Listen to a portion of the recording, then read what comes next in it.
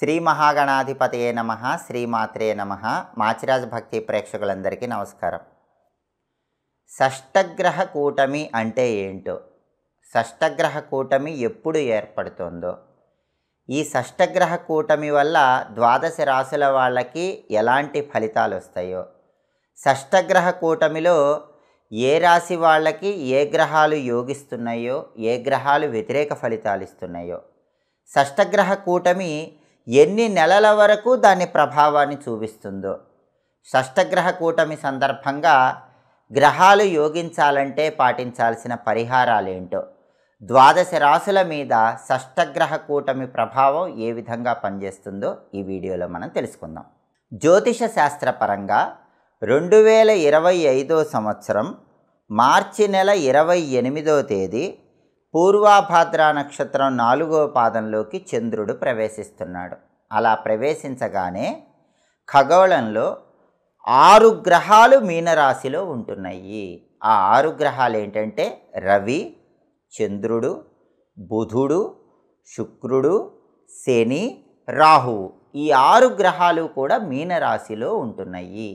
దీన్నే షష్టగ్రహ కూటమి అనే పేరుతో పిలుస్తారు. ఈ షష్టగ్రహ కూటమి అనేది మార్చి 28వ తేదీ పూర్వభాద్ర నక్షత్రం 4వ పాదంలోకి చంద్రుడు ప్రవేశించగానే మీనరాశిలో ఏర్పడుతోంది.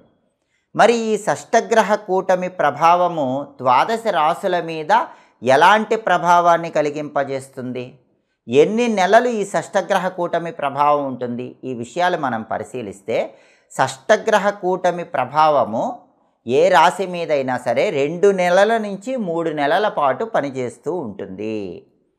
దాదాపుగా 2 నెలల నుంచి 3 నెలల పాటు ఈ షష్టగ్రహ కూటమి ఫలితాలే ద్వాదశ రాశుల ఫలితాల మీద ఎక్కువగా ప్రభావాన్ని కలిగింపజేస్తాయి. ఈ షష్టగ్రహ కూటమి ఒక్కొక్క రాశికి ఎలాంటి ప్రభావాన్ని ఇస్తుందో, ఏ గ్రహం యోగిస్తోందో, ఏ గ్రహం యోగించదో, యోగించని గ్రహానికి ఏం చేయాలో, ఈ విశేషాంశాలన్నీ మనం పరిశీలిద్దాం. తదుపరి వృషభ రాశి.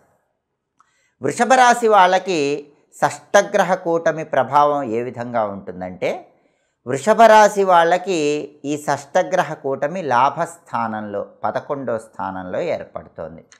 ఏకాదశం లాభం అంటుంది జ్యోతిష శాస్త్రం. అంటే 6 గ్రహాలు రవి, చంద్రుడు, బుధుడు, శుక్రుడు, శని, రాహు 6 గ్రహాలు కూడా 11వ స్థానంలో ఉన్నాయి. ఇది పరమాద్భుతమైనటువంటి యోగాన్ని వృషభ రాశి వాళ్లకు కలిగింపజేస్తుంది. అంటే షష్టగ్రహ కూటమి వృషభ రాశి వాళ్ళకి కుబేర యోగాన్ని కలిగింపజేస్తుంది.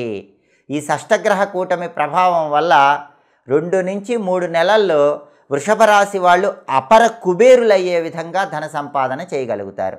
ఒక్కొక్క గ్రహం ఎలాంటి ఫలితాన్ని ఇస్తుందంటే, 11వ స్థానములో ఉన్నటువంటి రవి పూర్తిగా వృత్తిపరంగా లాభాలు ఇస్తాడు, ప్రమోషన్లు వస్తాయి, గవర్నమెంట్ ఉద్యోగ ప్రయత్నాల్లో అనుకూలత ఏర్పడుతుంది. అలాగే 11వ స్థానంలో ఉన్నటువంటి చంద్రుడు విశేషమైన ధనలాభాన్ని కలిగింపజేస్తాడు, విదేశీయాన ప్రయత్నాల్లో విజయాన్ని కలిగింపజేస్తాడు. అలాగే 11వ స్థానంలో ఉన్నటువంటి బుధుడు విద్యాపరంగా టాప్ పొజిషన్కి తీసుకువెళ్తాడు, కాంపిటేటివ్ ఎగ్జామ్స్లో షైన్ అవుతారు, ఉద్యోగం లేని వాళ్ళు క్వాలిఫికేషన్కి తగిన ఉద్యోగం పొందుతారు, వ్యాపారంలో 1కి 10 రెట్లు లాభాన్ని పొందుతాడు. ఇలాంటివన్నీ కూడా 11వ స్థానంలో బుధుడిస్తాడు.